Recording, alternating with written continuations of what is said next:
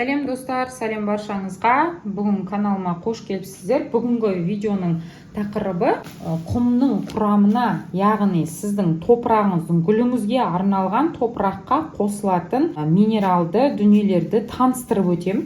Яғни песок не үшін қосылады, вермикулит, жақында сіздерге видеоның соңында сілтеме қалдырам. Вермикулитті қандай үлкен пайдасы бар екенін отдельно мен видео түсірген болатынмын. Бөлек вермикулит не үшін қосылады және перлит, агроперлит. Көріп тұрғандарыңыздай, бұл крупный. Агроперлитті мейлінше үлкен крупный түрін алыңыздар. Қандай ферма, қандай болса да барлығы разница жоқ. Өзіңіздің жергілікті жеріңізде қолжетімді сатылатын осы дүниелерді ала берсеңіздер болады. Мен биомастердікін қолданамын, именно агротехнический вермикулитін және биомастердің агропесогын. Өйткені бұлардың качествосы кішкене басқасына қарағанда жақсырақ. Результатын өзім солай көріп жатырмын. Енді мына агроперлит бұл крупный. Неге крупный ал деймін? Себебі мынау ұсақ, яғни средний фракциясы мынау. Орташа, мынау да орташа песоктың, мынау ең ұсақ құм ғой песок дегеніміз. Топырақпен бірге араласқан кезде мынау ұсақ түрі, мынау орташа түрі, мынау үлкен фракция. Сіздерге айтарым, егер перлит алатын болсаңыздар, ең үлкен крупный размерінде аласыздар, және вермикулит алатын болсаңыздар, тоже крупныйын алуға болады. Бірақ мен орташасын қолданам, және де осындай песокты алыңыздар. Песоктың да ірі тасты песоктар да бар, олай да қолдануға болады. Енді қазір сіздерге кішігірім тәжірибе өткіземін және барлығын ашып сіздерге көрсетемін. Одан кейін ең бастысы міне осындай активированный уголь алып қоясыздар. Кез келген гүлге топырақ жасайтын кезде міндетті түрде топырақтың құрамына уголь қосыңыздар. На таблетканы бар жоғы бір 40 теңге ма, 50 теңге ма тұрады аптекада, қалталарыңызға күш салмайды. Мен өзім барлықтарыңызға ұсынатын дүние ол кез келген үйде отырған аналар, апалар қолжетімді болсын, барлығын қолжетімді ақшаға керек жерінде деп дәріханадан алынатын заттарды, дәріханада пайдалы дүниелерді ұсынам. Мен дәріханада да бәрі пайдалы деп айта алмаймын. Бұның бәрі тексерілген. Бұл угольді да не үшін қосатын, барлығын жеке-жеке қазір айтып өтетін боламын сіздерге. Видеоның соңына дейін қараңыздар. Жаңадан келіп жатқан көрермендер менің каналыма тіркеліп, басқа да пайдалы видеоларды көре аласыздар. Енді бірінші крупный фракция осы агроперлит. Неге агро деген сөз қосылады? Агро дегеніміз ауыл шаруашылық дегенді білдіреді.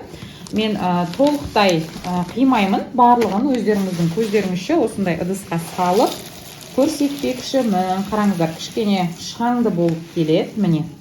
Ірісінің өзінде сақталып қалады. Бұны таңдаған кезде көбінде мына етегі жағына артына қараған кезде ұнтатылып кетпегенін қарайсыздар. 3 литрлік, бұның 5 литрлік, 10 литрлік, 20 литрлік неше түрлері кездеседі.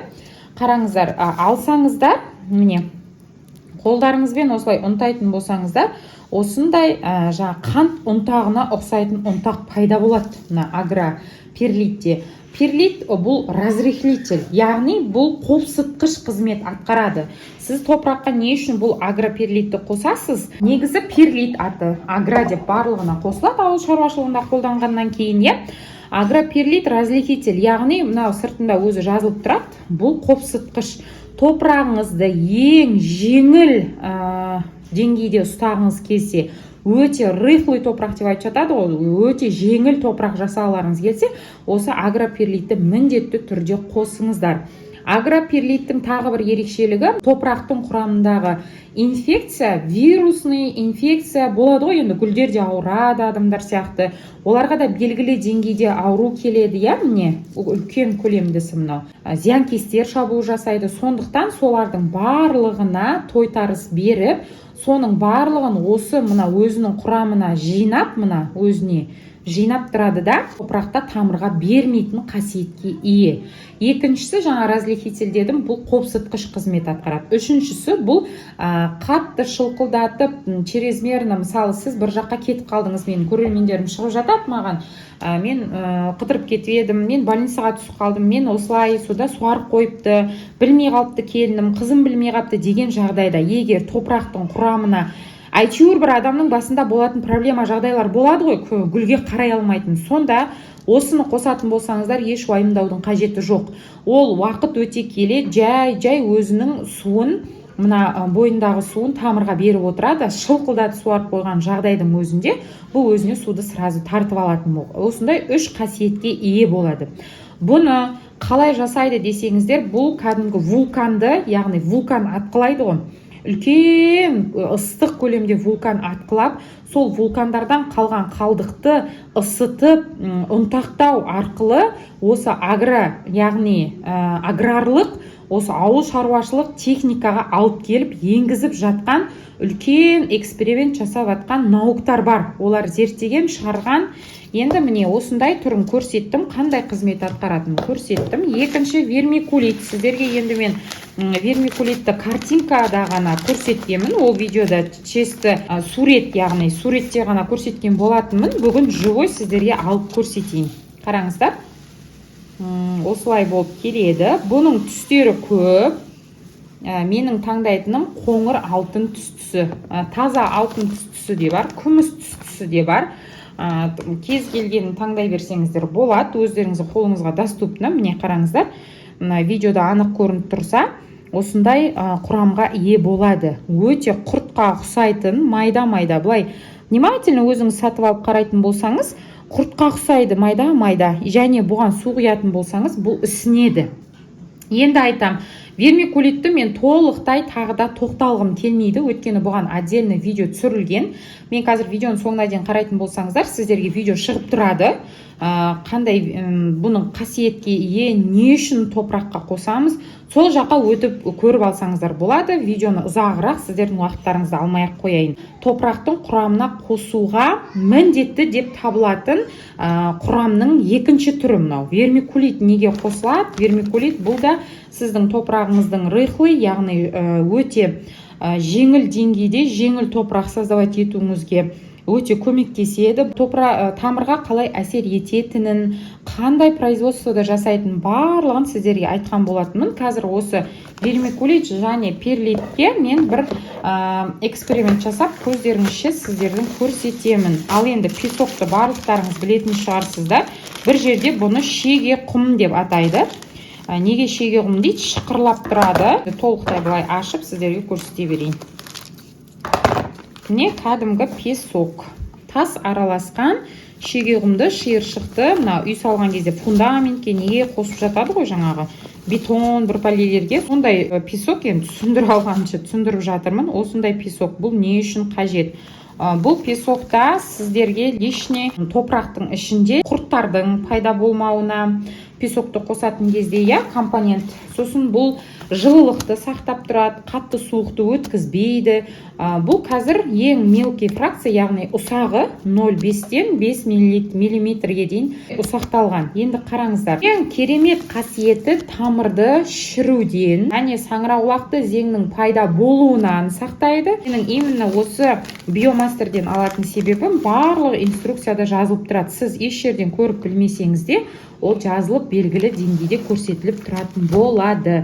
Енді қазір сіздерге осыны көрсетіп өттім. Алдағы уақытта қандай топырақ қолданамын, универсальный топырақтың қандай дұрыс сіздерге көрсетемін. Кәдімгі жер, ауылда тұратын едім, көрсетесіз ба? Ауылдағы топырақ қалай жасалынады деген кісілерге, ауылдың топырағын қалай аламын, қандай мөлшерде көлемде қосамыз, универсальный топырақты қанша мөлшерде қосамыз, мына көрсетіп жатқан 3 дүниенте қанша мөлшерде қосамыз, және активированный угольді қанша мөлшерде қосатынын барлығын көрсетемін. Енді активированный уголь не үшін қажет? Активированный уголь, ол бұның орнына, осы активированный угольдің орнына древесный уголь деген болады. Яғни ағаштың көмірі, күлі деп қояды ғой, соны ұнтап қоссаңыздар болады. Ол да сол ағаштың күлі сатылады.